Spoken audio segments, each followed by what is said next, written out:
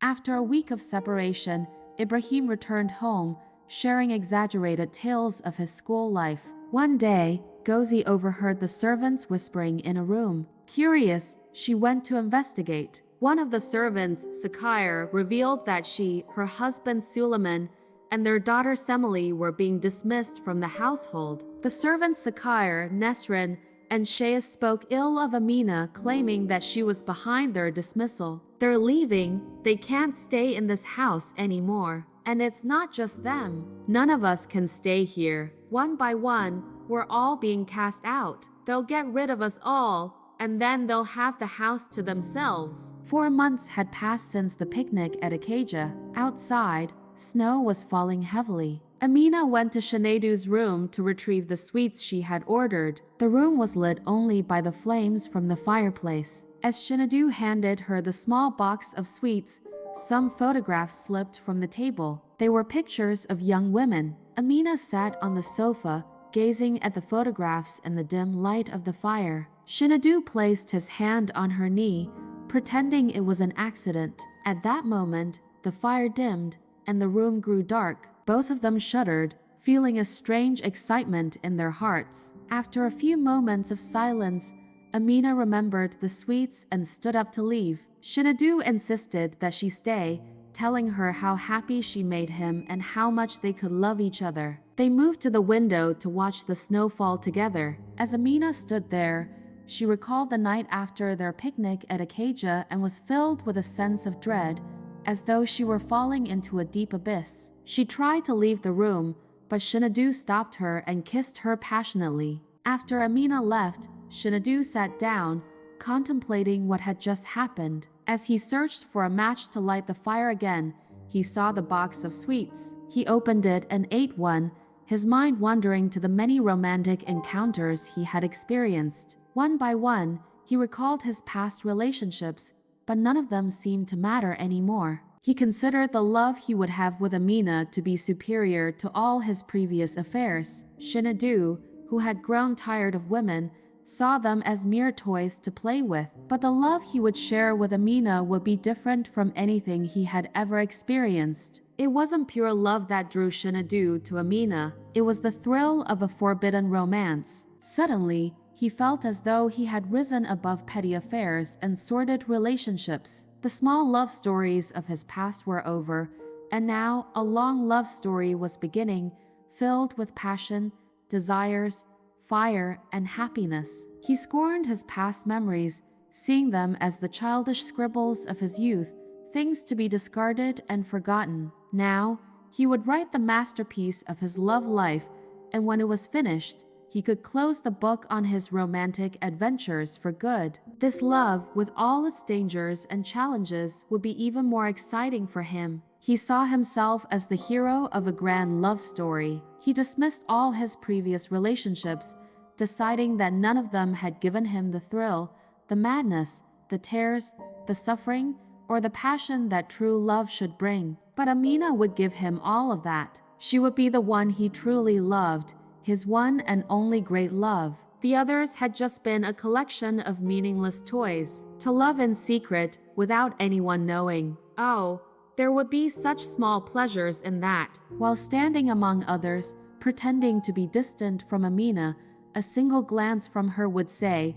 "I am yours, and yours alone." From that night on, Amina felt tainted. She didn't love Chinedu, and she was certain of that. He was nothing more than a flirtatious boy to her. But somehow, without even realizing it, she had found herself in his arms. The next morning, when Mr. Emeka came to kiss her, she felt nothing. She carried on with her life as if nothing had happened. Amina believed that the only way to relieve the guilt of this sinful affair was to love Chinedu even more. That morning, Amina was a different person. She was no longer the unlucky woman to be pitied, but a wretched, stained creature forever marked by an indelible sin. She had, at last, become her mother's daughter, Fatima's daughter. She told herself this and wanted to flee from her own body, disgusted by the woman she had become. She did not love Chinedu, no, she was sure of that. She had never felt anything like love for this boy,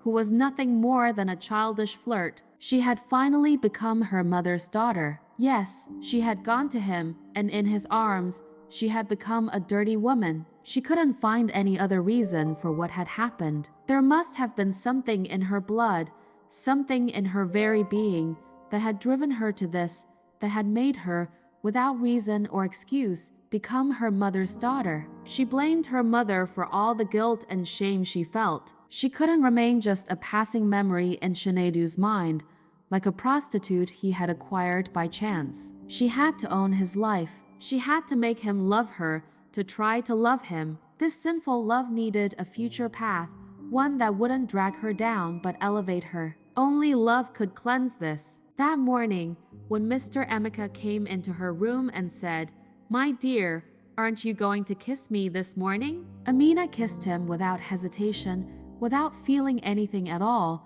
and then marveled at how indifferent she had become. After giving herself to someone else, she could still kiss her husband without any emotion. Was she really so heartless, so indifferent? She was astonished at herself. One part of her rebelled against this silence, while another part accepted it as natural. A week later, Amina and Gozi visited Mrs. Fatima to get her opinion on a dress for Gozi. When they returned home, Chinedu pulled Amina aside and confessed his feelings for her, trying to win her over with sweet words. "Oh, if only you knew what loving you has given me. My life, myself, my very existence. It's all because of you. Before I loved you, I was nothing, just a lifeless being, running around, doing things just to do them, filling my youth with meaningless activities. Do you understand? My whole life was a lie. Amina, if you only knew how much I love you.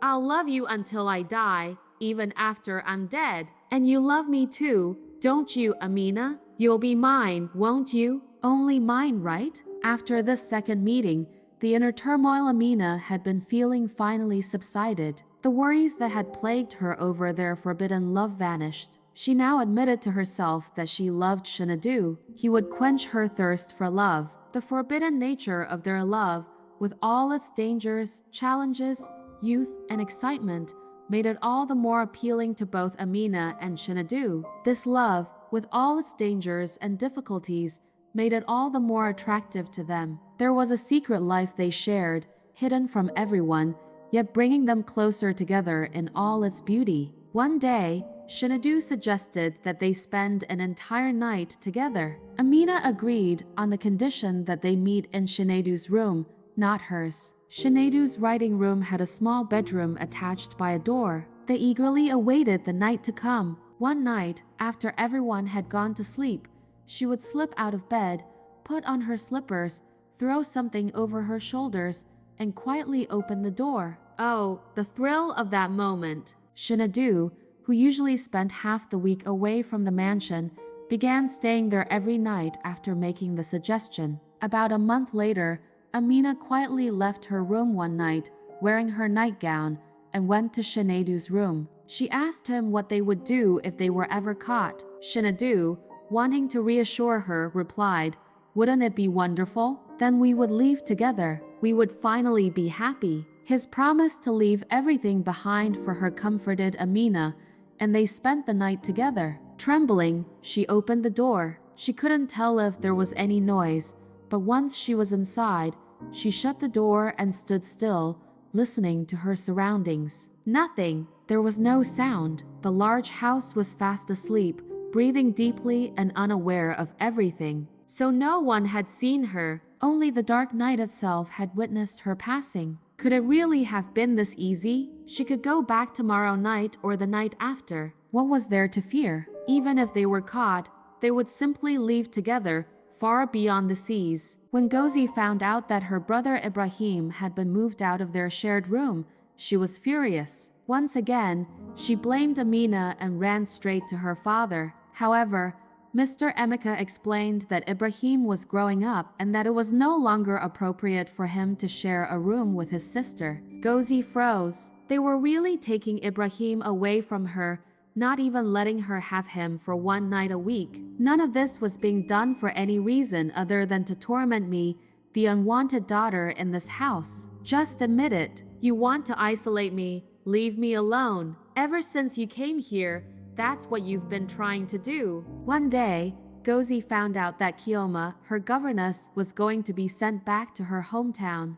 This news only fueled her hatred for Amina. She believed that her father had become a puppet in Amina's hands. Meanwhile, Mrs. Fathima's rheumatism worsened due to the dampness in her house, so she moved into Mr. Emeka's mansion as a guest. Gozi, having recently learned about Mrs. Fathima's notorious reputation at a wedding, didn't like her. Chinedu and Amina spent the entire winter together. Over time, Chinedu grew tired of Amina. The excitement that had marked the beginning of their relationship had faded. He attributed this coldness to Amina's gentle nature and her refusal to ever get upset. We have come to the end of the second episode.